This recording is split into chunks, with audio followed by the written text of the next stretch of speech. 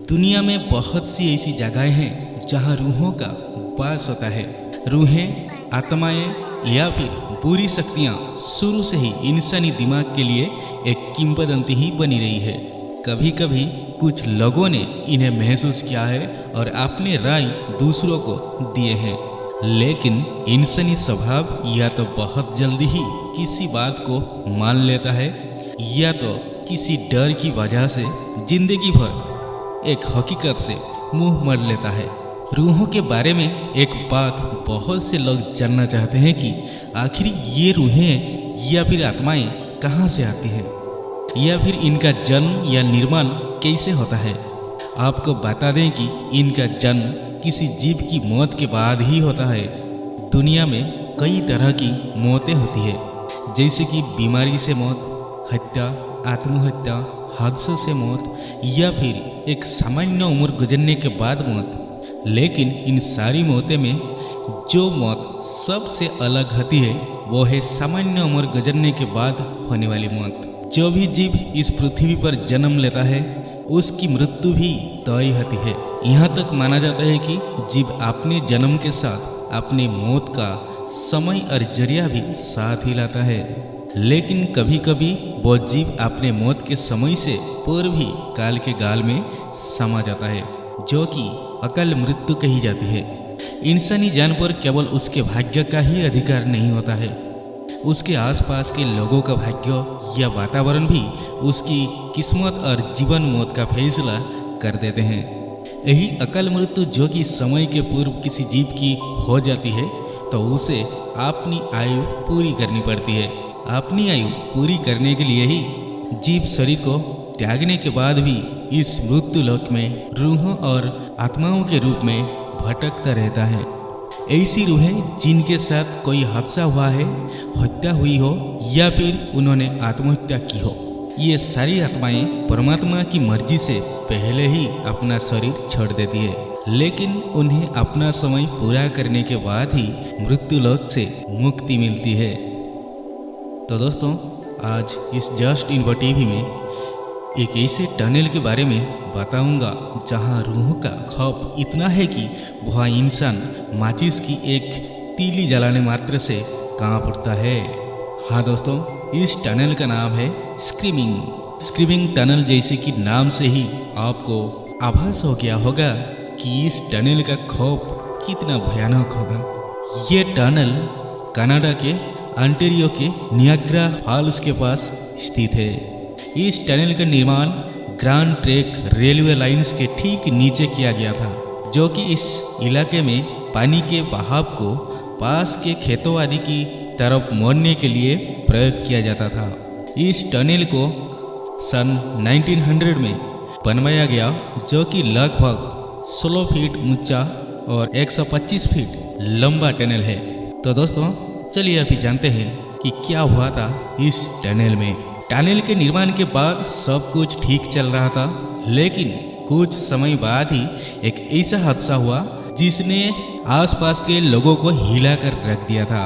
इस टनल के आसपास उस वक्त कुछ खास आबादी नहीं थी और इस टनल में हमेशा पानी भी नहीं रहता था। जब पानी बढ़ जाता था तब इस टनल को प्रयोग किया जाता था। इस समय इस टनल में कई हादसे हुए, जिनमें से एक हादसा ऐसा था जिससे आज भी ऑन्टारियो उबर नहीं पाया है। ये उस समय की बात है जब इस टनल में पानी नहीं था। उस समय टनल के दक्षिण तरफ एक लकड़ी का घर था। उस घर में एक बाप बेटी रहा करते थे। उस समय टनल के पास बहुत तेज हवा चल रही थी और चारों तरफ भयानक अंधेरी रात थी। इस दौरान उस मकान में अचानक आग लग गई।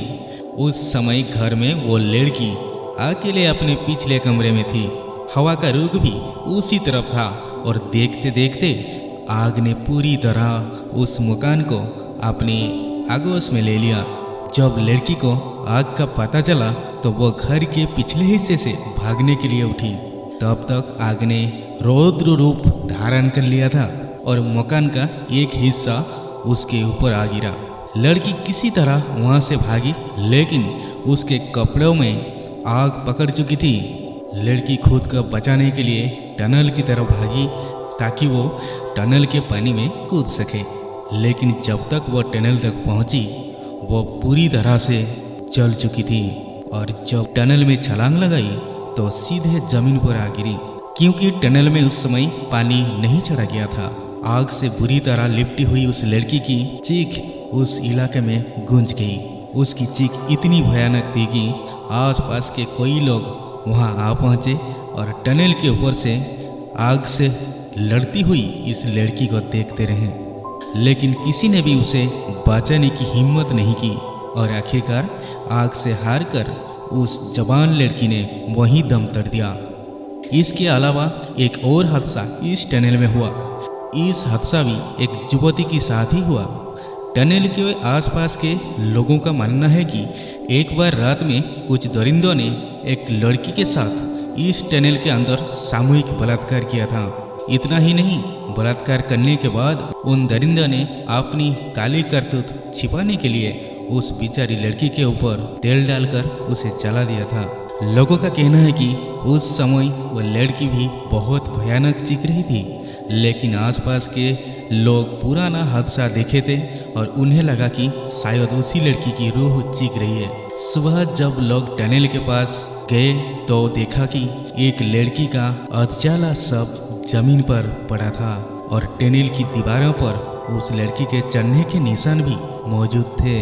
तब से लेकर आज तक उस टनल के आसपास रात में गुजरने से भी लोग डरते हैं। लोगों का कहना है कि आज भी रात में कोई उधर से गुजरता है तो टनल के अंदर से सिसकने और शरीर के जलने जैसी बदबू आती है। टनल में रूहें ऐसा माना जाता है कि कोई भी टनल में रोशनी करता है तो उन दोनों ही लड़कियों की रूहें परेशान हो जाती है।